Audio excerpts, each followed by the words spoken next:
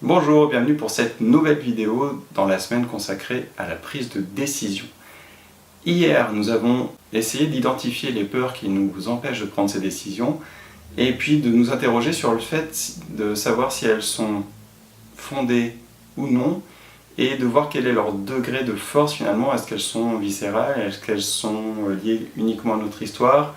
Est-ce que... Bon voilà, essayer d'identifier un petit peu quelle est leur force, quel est leur degré, si elles sont toujours fondées ou pas pour nous. Aujourd'hui, on va essayer de mettre ces peurs en balance avec le fait de ne pas prendre de décision. Une façon de dépasser nos peurs, c'est finalement de se poser la question suivante.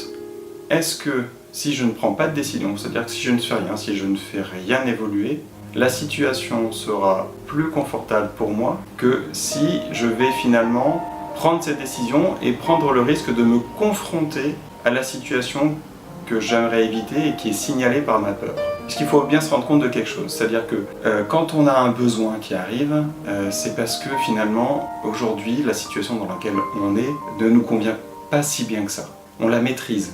C'est ce qui peut nous pousser finalement à ne pas prendre de décision, parce qu'on connaît bien comment c'est, on est dans notre zone de confort finalement. C'est-à-dire qu'on connaît bien les règles, on connaît bien les avantages, on connaît bien les inconvénients, et finalement c'est une espèce d'équilibre auquel on est habitué et on a l'impression que ça nous va. Je dis bien l'impression parce que sinon nous n'aurions pas l'expression d'un besoin de faire évoluer quelque chose dans un domaine si cela nous convenait réellement. De l'autre côté, si on prend la décision d'aller vers quelque chose, on a souvent des peurs qui viennent nous signaler des dangers, qui viennent nous dire attention, si tu fais ça, tu vas pouvoir te confronter à ça, et tu sais d'expérience que tu n'aimes pas, que c'est dangereux, que c'est difficile, que bon, plein de choses.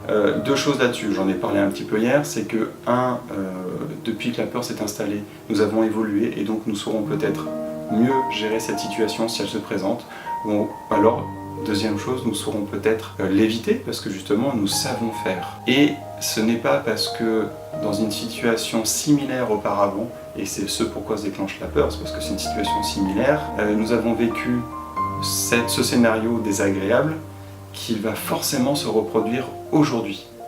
Ne serait-ce que parce que vous avez appris, évolué depuis, et aussi parce que c'est un nouveau contexte, c'est plus la même chose. Donc, ça peut se passer différemment. Donc la question aujourd'hui finalement est de savoir sur toutes ces peurs, sur toutes ces décisions que l'on a envie de prendre, qu'est-ce qui est le mieux? Ou si c'est peut-être plus parlant pour vous, qu'est-ce qui est le plus pénible? Qu'est-ce qui est le plus douloureux?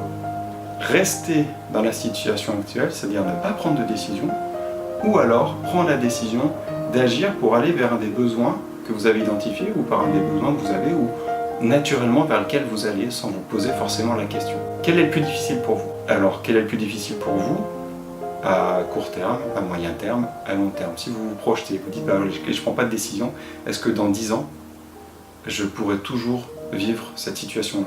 Est-ce que je supporterai encore? Oui, non. Ça appartient à chacun. Je ne peux rien dire là-dessus, je n'ai aucun jugement à porter. C'est comme ça appartient à chacun.